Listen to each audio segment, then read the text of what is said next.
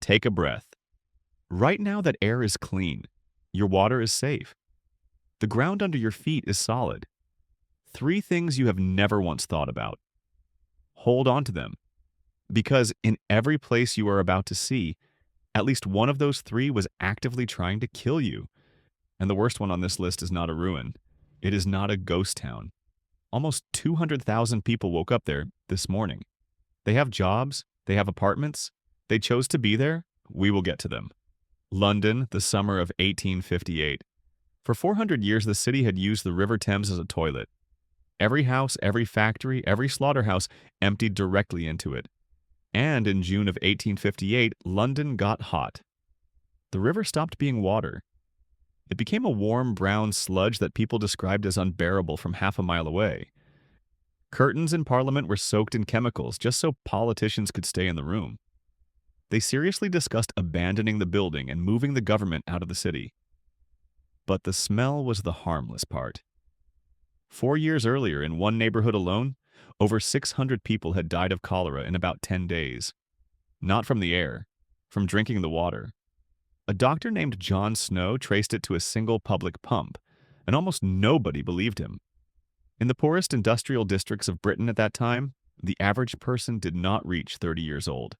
So what finally fixed it was not science. It was the smell reaching the noses of powerful men. Parliament passed the funding for a new sewer system in 18 days. That is what it took. Now go forward about 80 years and travel to Hong Kong. Kowloon walled city covered about 6 acres, roughly the size of 4 football pitches. 33,000 people lived inside it. It was not planned, it grew. Families built a floor, then someone built on top of that floor, then someone built on top of that until 300 separate buildings had fused into one single concrete organism. It only stopped growing upward because the airport was next door and planes needed the sky. Inside, the alleys were so narrow that 2 people could not pass without turning sideways. And they were completely dark. Not dim. Dark. Sunlight had not touched the lower levels in decades, so residents ran light bulbs 24 hours a day. Pipes were strapped to the ceilings and they leaked constantly, which meant that walking through Kowloon meant walking through permanent indoor rain. There was no government. No building inspector had ever set foot in it. Dentists operated there without licenses, because inside the walls, no license existed. And here is the part people never expect. The residents did not describe it as hell. They described neighbors who knew each other, rooftops where children played while planes roared overhead, a place that worked. It was demolished in 1993. It is a park now, which brings us to Pennsylvania.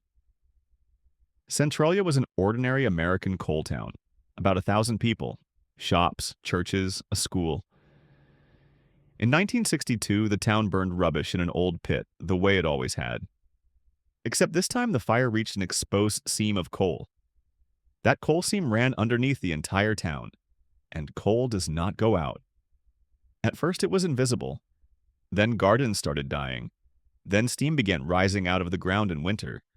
Then people started passing out in their own basements because carbon monoxide was seeping up through the floors. In 1981, a 12-year-old boy was standing in his grandmother's backyard when the ground simply opened underneath him. He fell into a sinkhole filled with hot steam and grabbed a tree root on the way down. His cousin pulled him out. That was the moment America paid attention. The government spent millions relocating everyone. Highways cracked and were abandoned. The Postal Service deleted the town's zip code entirely, as if erasing the name would help. The fire is still burning today. Geologists estimate it has enough fuel to burn for another 250 years. The town is still there on the map. About 5 people refuse to leave. Now, the deadliest. Marseille, France, 1720. A trading ship arrived from the eastern Mediterranean carrying silk, cotton, and something else. Several crew members had already died on the voyage. The ship should have been held in quarantine, but the cargo was valuable, and powerful merchants wanted it unloaded in time for a trade fair. So they let it in. Within weeks, the plague was inside the city. Within months, bodies were stacked in the streets faster than anyone could bury them. The city ran out of gravediggers, then ran out of prisoners forced to replace them. Roughly 50,000 people died, out of about 90,000, more than half the city. Neighboring regions were so terrified that they built a wall across the countryside, several feet high and miles long, guarded by soldiers with orders to shoot anyone crossing from Marseille. Sections of that wall are still standing, and now the worst place on this list, because everything you have seen so far is over. The sewers were built. The city was demolished. The town was evacuated. The plague ended. This one did not end. Norilsk in northern Siberia. It sits above the Arctic Circle on permanently frozen ground, hundreds of miles from the nearest road that connects to anywhere. You cannot drive there. There is no road. There has never been a road. It was built in the 1930s by prisoners. Hundreds of thousands of them passed through the labor camps there, sent to dig metal out of frozen ground in temperatures that regularly hit -40. Nobody knows exactly how many died. The estimates are in the tens of thousands. The prisoners are gone. The mines are not. Norilsk produces an enormous share of the world's nickel and palladium, and for decades its smelters pumped out staggering quantities of sulfur dioxide. Acid rain killed the forest for miles in every direction, leaving a gray dead zone visible from space. Residents have described snow falling black. For about 6 weeks every winter the sun does not rise at all. Not dim, it does not come up. Life expectancy there sits years below the national average, and roughly 180,000 people live there right now. Not prisoners, employees. People who applied, moved their families, and stayed because the wages are high and the alternative was worse. That is what makes it the worst place on this list. London had no idea what was killing it. Centralia was an accident. Marseille was a mistake made by men who never expected the consequences.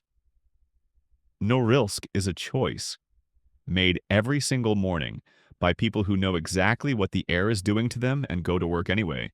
So here is the question worth arguing about.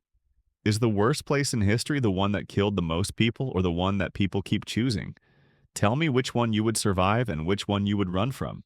And if you want to know the worst time to be alive rather than the worst place, that video is on the screen right now.